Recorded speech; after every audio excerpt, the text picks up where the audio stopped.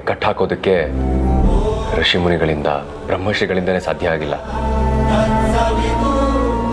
ಇನ್ನು ನಾನು ಆ ಮನಸ್ಸನ್ನ ಹಿಡಿದು ಕಟ್ಟಾಕ್ಬೋದಾ?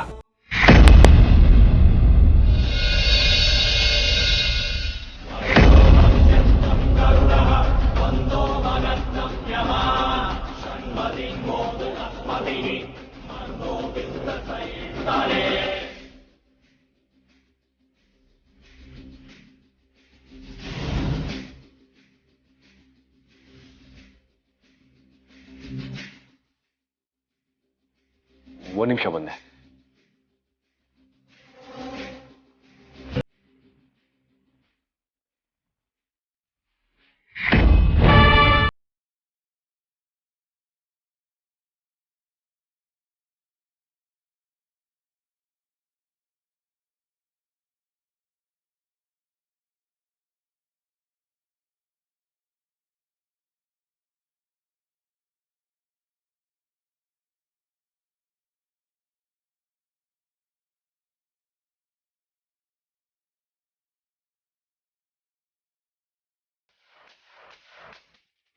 ಅವರು ಮಾಡೋ ಅನ್ಯಾಯನ ಅಕ್ರಮನ ತಡೆಯೋದಕ್ಕೆ ನೋಡಿದೆ.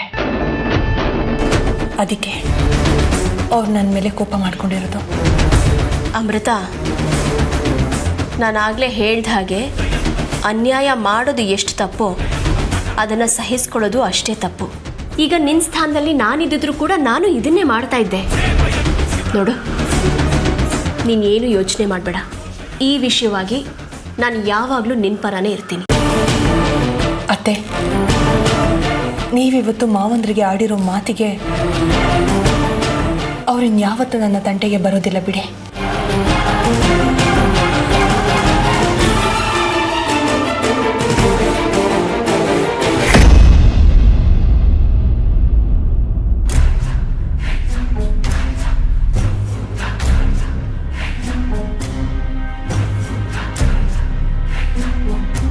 ಅಣ್ಣ, ನೀನು ಹೀಗೆ ಕೋಪ ಮಾಡಿಕೊಂಡು ಟೆನ್ಷನಲ್ಲಿದ್ದರೆ ಏನು ಪ್ರಯೋಜನ ಇಲ್ಲ.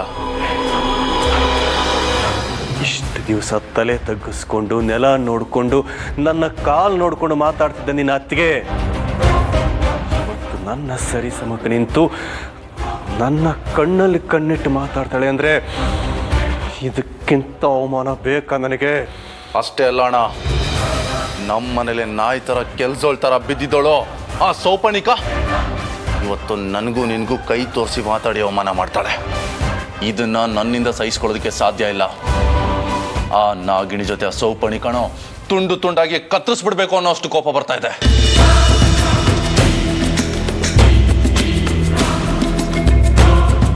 ಅಗ್ನಿ ಸಾಕ್ಷಿಯಾಗಿ ನಾನು ತಾಳಿ ಕಟ್ಟಿದವನು, ಜೊತೆಯಾಗಿ ಸಪ್ತಪದಿಯನ್ನು ತುಳಿದವನು ನಾನು ಅನ್ನೋದನ್ನ ಮರೆತು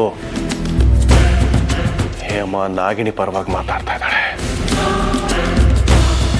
ಇಲ್ಲ ಇಲ್ಲ, ಅವಳಿಂದ ನನ್ನ ಜೊತೆ ಇರೋದಕ್ಕೆ ಸಾಧ್ಯ ಇಲ್ಲ. ಇವತ್ತಿನಿಂದ, ಈ ಕ್ಷಣದಿಂದ ನಾನು ಯಾರೋ ಅವಳು ಯಾರೋ. ಅವಳು ಮಾಡಿರೋ ತಪ್ಪಿಗೆ ಅವಳ ಕತ್ತು ಹಿಡಿದು ಮನೆಯಿಂದ ಹೊರಗಾಗ್ತೀನಿ. ಬದುಕಿದ್ರೆ ಬೀದಿನಲ್ಲಿ ಅಮ್ಮ ತಾಯಿ ಅಂತ ಭಿಕ್ಷೆ ಬೇಡ್ಕೊಂಡು ಬದುಕಲಿ, ಇಲ್ಲ ತವ್ರ ಮನೆಗೆ ಹೋಗಿ ಸಾಯ್ಲಿ. ಎಲ್ಲ ಮಾಡಿದ ಮೇಲೂ ಅವಳು ನನ್ನ ಮನೆಯಲ್ಲಿ ನನ್ನ ಹೆಂಡತಿ ಅಂತ ಇಟ್ಕೊಂಡು ಪ್ರೀತಿಸೋದಕ್ಕೆ ನನ್ನಿಂದಂತೂ ಸಾಧ್ಯ ಇಲ್ಲ. ಅಣ್ಣ, ನೀನು ಹೀಗೆ ನೀನು BP ರೈಸ್ ಮಾಡಿಕೊಂಡ್ರೆ ತೊಂದರೆ ಆಗೋದು ನಿನಗೆ ಇರೋದು ನೆನಪಿರಲಿ. ಏಯ್, ಹೇಮನ್ನ ಮದುವೆಯಾಗಿ ನಾನು ಇಲ್ಲಿಗೆ ಹತ್ತತ್ರ 30 ವರ್ಷ ಆಗ್ತಾ ಬಂತು. ಆದರೆ ಯಾವತ್ತೂ ಅವಳು ಇಷ್ಟು ಬಂಡತನದಲ್ಲಿ ವರ್ತಿಸಿರ್ಲಿಲ್ಲ. ಇವತ್ತು ಹಾಗೆ ಮಾತಾಡಿದಾಳೆ, ಅಂಥವಳನ್ನ ಸುಮ್ಮನೆ ಬಿಡು ಅಂತ ಹೇಳ್ತಿದ್ಯಾ ನೀನು? ಅಣ್ಣ, ನಮ್ಮ ಶತ್ರು ನಾಗಿಣಿ ಪರ ಯಾರೇ ನಿಂತರೂ ಕೂಡ ಅವರು ನಮ್ಮ ಪಾಲಿಗೆ ಶತ್ರುನೇ. ಅಂದರೆ ನೀನೇನು ಹೇಳ್ತಿರೋದು? ಅತ್ತಿಗೆನ ನಮ್ಮ ಕಡೆ ಕರ್ಕೊಳ್ಳೋ ಪ್ರಯತ್ನ ಮಾಡೋಣ. ಏ ರುದ್ರ, ತಿರುಕನ ಕನಸು ಕಾಣಬೇಡವೋ? ಹೇಮ ಯಾವುದೇ ಕಾರಣಕ್ಕೂ ನಮ್ಮ ದಾರಿಗೆ ಬರೋದಿಲ್ಲ. ನಾಗಿಣಿ ನನ್ನ ಮಗಳು ಅನ್ನೋ ಮಟ್ಟಕ್ಕಿದ್ದಾಳೆ ಅಂತಂದ್ರೆ ತಲೆಗೆ ಯಾವ ಎಣ್ಣೆ ತಿಕ್ಕಿರ್ಬೇಕು ಅಂತ ಯೋಚನೆ ಮಾಡು. ಇದಕ್ಕೆ ಇರೋದು ಒಂದೇ ದಾರಿ. ಏನದು?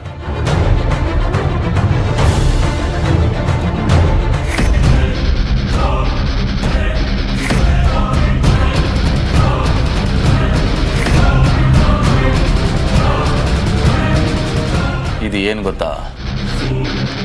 ಕಾರ್ಕೋಟಕ ಕಾಳಿಂಗ ಸರ್ಪದ ವಿಷ. ಇದ್ರ ಒಂದೇ ಒಂದು ತೊಟ್ಟು ಹತ್ತಿಗೆ ದೇಹಕ್ಕೆ ಸೇರಿದ್ರೆ ಅವರು ಸೀದಾ ಗೋವಿಂದನ ಪಾದ ಸೇರ್ತಾರೆ. ಆಮೇಲೆ ಆ ನಾಗಿಣಿನ ಶಿವನ ಪಾದಕ್ಕೆ ಸೇರಿಸೋದು ನಮಗೆ ಸುಲಭ ಆಗುತ್ತೆ.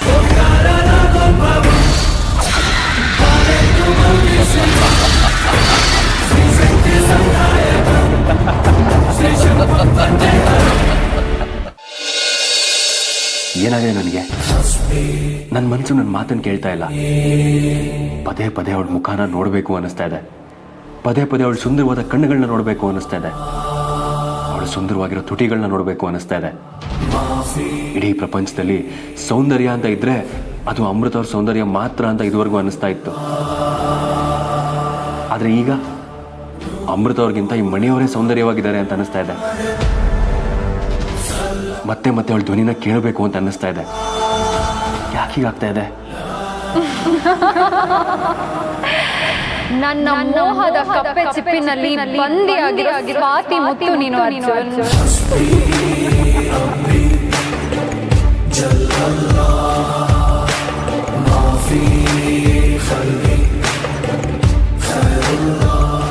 ಎಸ್,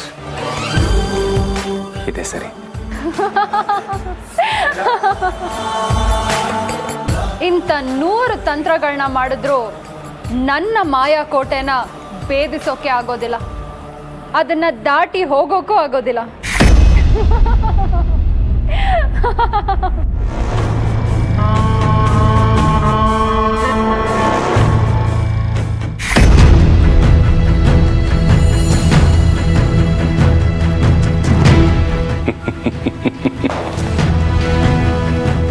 ಕಾಳಿಂಗ ಸರ್ಪದ ಕಾರ್ಕೋಟಕ ವಿಷ. ಹೇಮಾ, ಯಾವಾಗ ನೀನು ನನ್ನ ಶತ್ರು ನಾಗಿಣಿ ಪರವಾಗಿ ಮಾತಾಡಿ ನನಗೆ ಅವಮಾನ ಆಗೋ ಹಾಗೆ ಮಾಡಿದೆಯೋ ಆ ಕ್ಷಣಕ್ಕೆ ನನ್ನ ನಿನ್ನ ಸಂಬಂಧಕ್ಕೆ ನಾನು ಎಳ್ಳು ನೀರು ಬಿಟ್ಟಾಯ್ತು. ಇನ್ನೇನಿದ್ರು ನಿನ್ನ ಬಾಯಿಗೆ ಅಕ್ಕಿ ಕಾಳು ಹಾಕಿ ಕಾಗೆ ಕೂಗೋದು ಮಾತ್ರ ಬಾಕಿ ಇದೆ.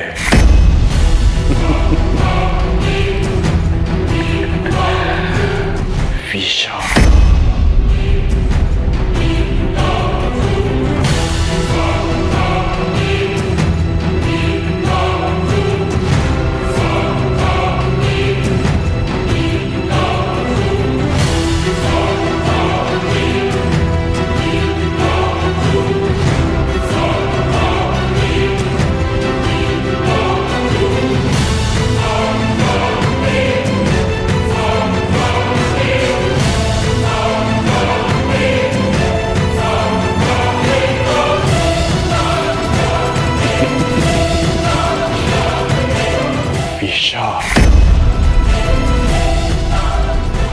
ಹೇಮಾ, ಹೇಮಾ, ಹೇಮಾ,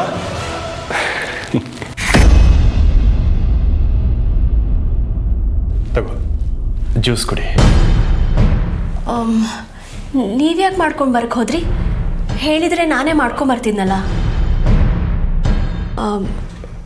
ನಿಮಗೆ ನನ್ನ ಮೇಲೆ ಕೋಪ ಇಲ್ಲ ಅಲ್ವಾ? ಹೇಮಾ, ಗಂಡ ಹೆಂಡ್ತಿರೋ ಅಂದಮೇಲೆ ಒಂದು ಮಾತು ಬರುತ್ತೆ, ಒಂದು ಮಾತು ಹೋಗುತ್ತೆ.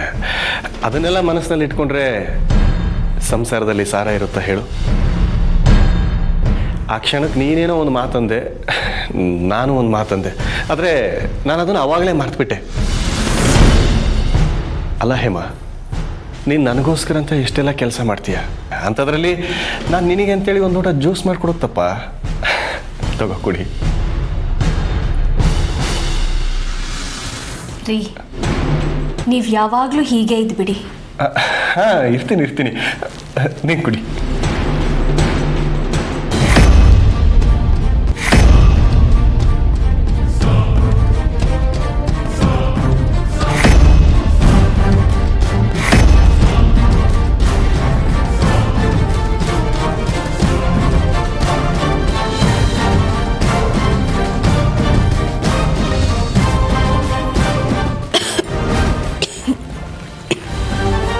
ರೀ, ಯಾಕೋ ಹೊಟ್ಟೆ ಎಲ್ಲ ಉರಿತಾ ಇದೆ, ಉಸಿರು ಕಟ್ಟಾಗ ಆಗ್ತಾ ಇದೆ.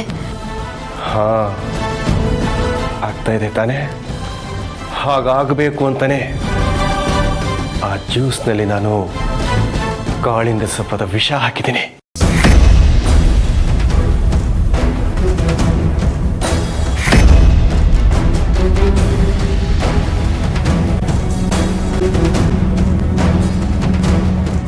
ಯಾಕ್ರಿ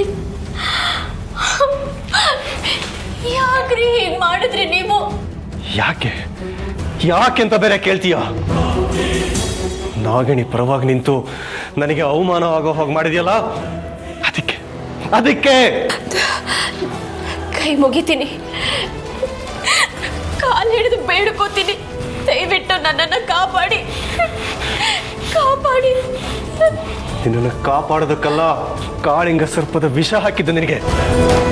ಸಾಯಿ, ಸಾಯಿಬೇಕು ನೀನು, ಸಾಯಿ,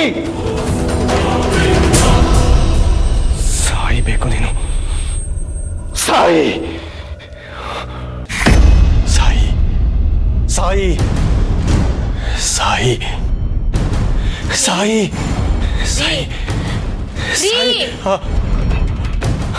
ಏನಾಯ್ತು?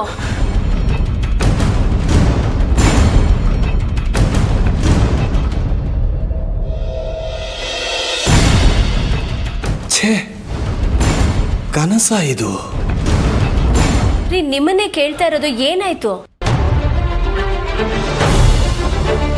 ಏನಿಲ್ಲ ಏನಿಲ್ಲ, ಯಾವುದೋ ಕೆಟ್ಟ ಕನಸು ಅನ್ಸುತ್ತೆ. ನೀನು ಮಲ್ಕೋ.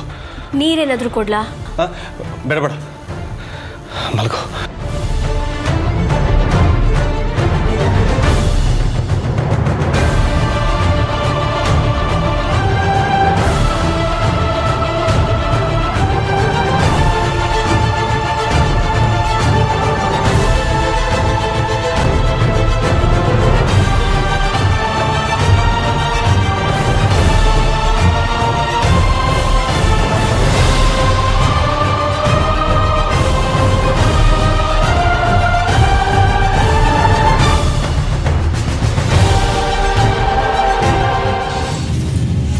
ಮಣಿಯವರೇ, ಈಗಲಾದರೂ ಔಷಧಿ ಕೊಡ್ತೀರಾ?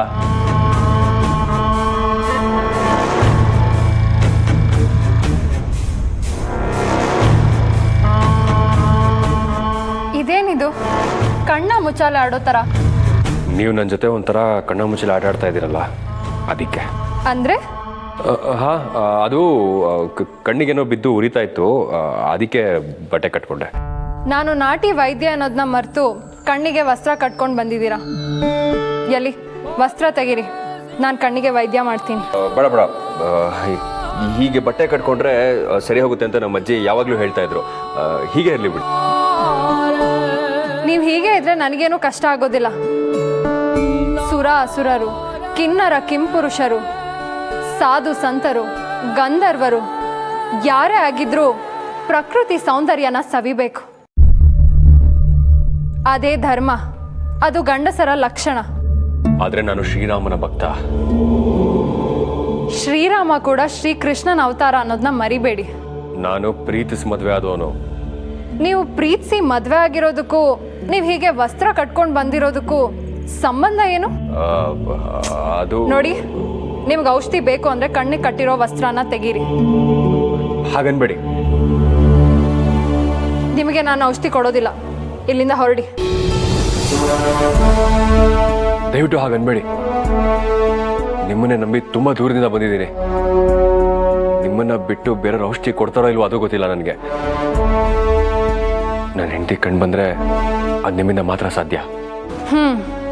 ನೀವಿಷ್ಟು ಕೇಳ್ಕೊಳ್ತಾ ಇರೋದಕ್ಕೆ ನಾನು ಔಷಧಿ ಕೊಡ್ತೀನಿ. ತುಂಬ ಉಪಕಾರ ಆಯಿತು. ನಿಮ್ಮ ಹೆಂಡತಿ ಕಣ್ಣಿಗೆ ಏನಾಯ್ತು? ಅವರು ಕಾಡಿಗೆ ಹೋಗಿದ್ರಂತೆ. ಅಲ್ಲಿ ಯಾವುದೋ ಒಂದು ಕೋಲ್ ಮಿಂಚು ಬಂದು ಅವ್ರ ಕಣ್ಣಿಗೆ ಹೊಡೆದಿದೆ. ಆವಾಗಿಂದ ಅವ್ರ ಕಣ್ಣು ಕಾಣ್ತಾ ಇಲ್ಲ ಅಂತ ಹೇಳಿದ್ರು. ಏನಿದು? ನನ್ನ ಮುಖ ನೋಡ್ಕೊಂಡು ಮಾತಾಡಬೇಕು, ಎಲ್ಲೋ ನೋಡ್ಕೊಂಡು ಮಾತಾಡ್ತಿದ್ದೀರಲ್ಲ. ನಿಮ್ಮ ಮುಖ ನೋಡಿದ್ರೆ ನಾನು ಡಿಸ್ಟರ್ಬ್ ಆಗ್ತೀನಿ. ಮನಸ್ಸಲ್ಲಿ ಏನಾದರೂ ಇದ್ದರೆ ಅವ್ರ ಮುಖ ನೋಡಿ ಮಾತಾಡೋದಕ್ಕೆ ಹೆದರ್ತಾರೆ ಅಂತಾರೆ. ನೀವು ನನ್ನ ಮುಖ ನೋಡಿ ಹೀಗೆ ಮಾತಾಡೋದಕ್ಕೆ ಹಿಂಜರಿತಾ ಇದ್ದೀರಾ ಅಂದರೆ ನಿಮ್ಮ ಮನಸ್ಸಲ್ಲಿ ನನ್ನ ಬಗ್ಗೆ ಬೇರೆ ಏನೋ ಇದೆ ಅನ್ಸುತ್ತೆ. ಹಾಗೇನಿಲ್ಲ. ಹಾಗಿದ್ರೆ ಮುಖ ನೋಡಿ ಮಾತಾಡಿ.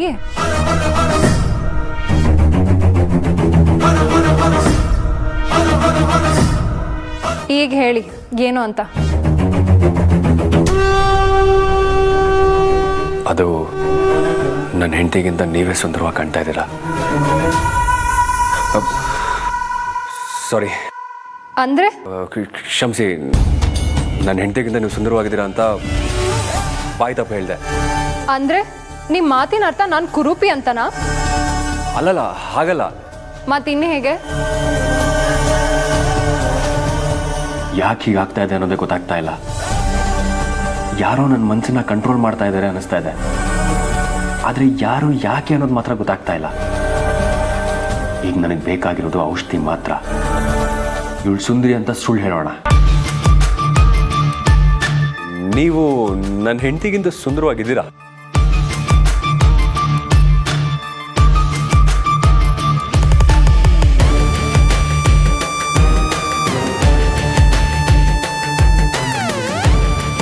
ನೀನ್ ನಾನು ನೋಡಿದ ದಿನಾನೇ ನಿನ್ನ ಹೆಂಡತಿಗಿಂತ ನಾನೇ ಸುಂದರವಾಗಿದ್ದೀನಿ ಅಂತ ನಿನ್ನ ಬಾಯಲ್ಲಿ ಹೇಳಿಸಿದ್ದೀನಿ.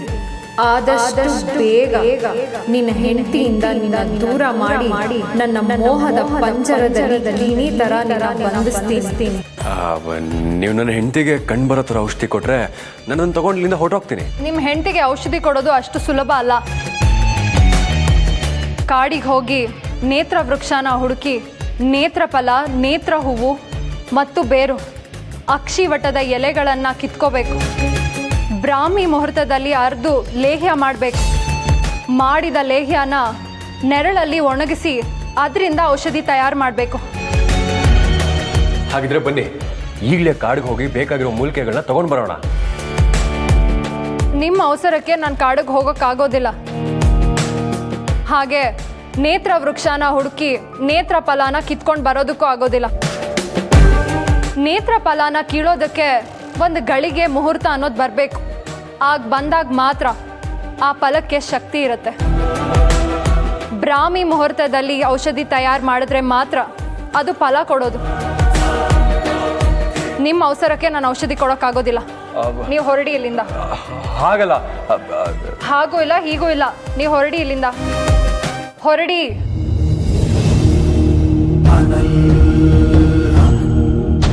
ಹೋಗಿ ಇಲ್ಲಿಂದ. ಅಲ್ಲ,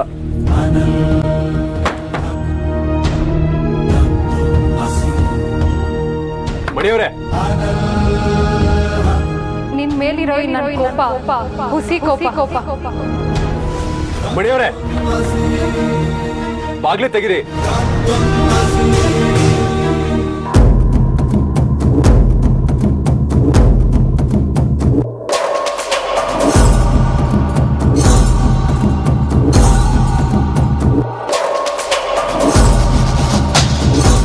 ಅರ್ಜುನ್ ಅವರು ನನಗೆ ಕಣ್ಣಿನ ಔಷಧಿ ತರೋದಕ್ಕೆ ಯಾವ ಮೂಲೆಗೆ ಹೋಗಿದ್ದಾರೆ ಅನ್ನೋದೇ ಗೊತ್ತಾಗ್ತಾ ಇಲ್ವಲ್ಲ. ನನಗೆ ಕಣ್ಣು ಬಂದಿರೋ ವಿಚಾರನ ತಿಳಿಸಿ ಅವರನ್ನು ವಾಪಸ್ ಬರೋದಕ್ಕೆ ಹೇಳಬೇಕು. ಆದರೆ ಅವರು ಎಲ್ಲಿಗೆ ಹೋಗಿದ್ದಾರೆ ಅನ್ನೋದೇ ಗೊತ್ತಾಗ್ತಾ ಇಲ್ಲ. ಅವ್ರ ಸಂಪರ್ಕಕ್ಕೆ ಬೇರೆ ಸಿಗ್ತಾ ಇಲ್ಲ. ಏನು ಮಾಡೋದು?